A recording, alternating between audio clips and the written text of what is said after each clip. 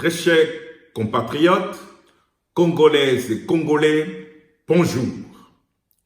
La vie que nous menons sur cette planète Terre a toujours un commencement et une fin, comme le dit si bien le livre d'Ecclésiaste. Chaque chose a son début et sa fin. En effet, nous voici gracieusement finir l'année 2019 avec tout ce qu'elle nous a offert. Et bientôt, avec le concours des circonstances et des faits, le long de la nouvelle année 2020, nous écrirons une nouvelle page d'histoire de notre chère patrie, la République démocratique du Congo. Très chers compatriotes, je réponds au nom de Tshibangu Mukumbai, leader d'un mouvement politique dénommé Union du Peuple d'Avenir, en sigle UPA. Au nom de cette famille politique UPA, je viens aujourd'hui auprès de vous, chers compatriotes congolaises et congolais, vivant au pays ou dans la diaspora, pour vous adresser notre message de vœux pour l'an 2020, qui est l'expression d'une lettre patriotique ouverte adressée à tous. Ainsi, nous vous souhaitons une bonne et heureuse année 2020, plein de succès et d'espoir, parce que l'espoir fait vivre. Notre souhait le plus ardent pour vous est que notre Dieu puisse combler vos familles de ses bienfaits et surtout accomplir son plan de bonheur qu'il a longtemps planifié pour notre chère beau patrie, la République démocratique du Congo, terre promise et terre de nos aïeux. Rappelons rapidement que les élections de 2018 étaient un grand rendez-vous démocratique qui ont donné naissance à une alternance pacifique et historique jamais connue dans l'histoire de notre pays. Nous en sommes fiers et reconnaissants à Dieu. Mais cette alternance politique porteuse d'espoir s'est vue teintée d'une confusion après 11 mois de gestion commune avec leur coalition stérile. Pour nous, UPA, cette alternance devrait être inclusive et effective, c'est-à-dire une alternance à la fois politique, économique, sociale et voire même spirituelle. Il est donc évident, après des mois d'observation, de s'interroger à ce jour avec appréhension sur les perspectives d'avenir pour l'an 2020. 1.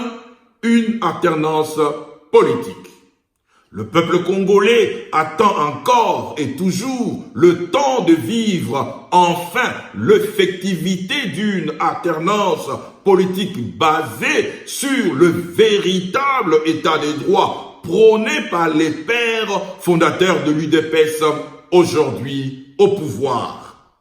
Il ne s'agissait pas d'une alternance où les gouvernants, c'est-à-dire les parlementaires, les sénateurs, les membres du gouvernement et les opposants, s'il en existe encore, qui ne seraient aux affaires que pour servir leurs plateformes respectives ou encore au service d'une quelconque autorité morale. En revanche, le peuple congolais veut voir une vraie alternance politique au service du peuple et de la nation. Bref, une alternance qui consiste à privilégier l'intérêt national, l'intérêt général, l'intérêt commun et l'intérêt supérieur de la nation. D'où le slogan « Le peuple d'abord avec une nation forte ».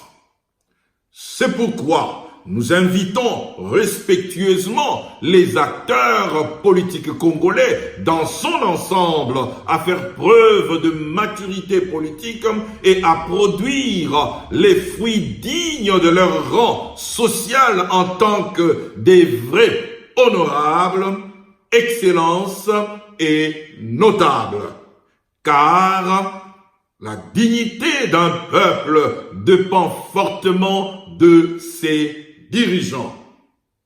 2. Une alternance économique. À notre avis, le développement de notre pays devait plus dépendre des profondes réformes économiques basées sur une véritable alternance économique soutenue en même temps par une politique économique diversifiée et spécifique. Malheureusement, en 2019, la machine économique congolaise a tourné au ralenti au point où elle a affecté presque tous les indicateurs économiques au négatif. L'inflation de notre monnaie a rendu la vie très difficile à nos compatriotes. La corruption a encore aggravé la situation. Le détournement du denier public ne fait que augmenter. Le blanchissement d'argent à grande échelle paralyse notre économie et notre système bancaire. La fraude fiscale toujours handicape fortement le budget de l'État. Les dépenses exagérées déséquilibrent notre balance économique et enfin le manque d'une création d'emplois étouffe et freine notre décollage économique. D'où il nous faut une justice économique, c'est-à-dire faire un bon choix de nos dépenses. Une équité économique, c'est-à-dire une répartition adéquate des fonds alloués aux projets primordiaux pour ramener l'équilibre social. Et enfin, la sécurité économique, c'est-à-dire garantir les investisseurs tant nationaux qu'internationaux à investir dans notre pays à court, moyen et long terme. 3. Une alternance sociale. Chers compatriotes, notre progrès social dépend plus du service que notre État met au service de notre population visant à faciliter les conditions de vie élémentaires telles que l'accès à l'eau potable, l'électricité, la nourriture, la santé et l'éducation. Certes, nous louons à sa juste valeur la bonne initiative partielle de la gratuité de scolarité au niveau de l'enseignement primaire.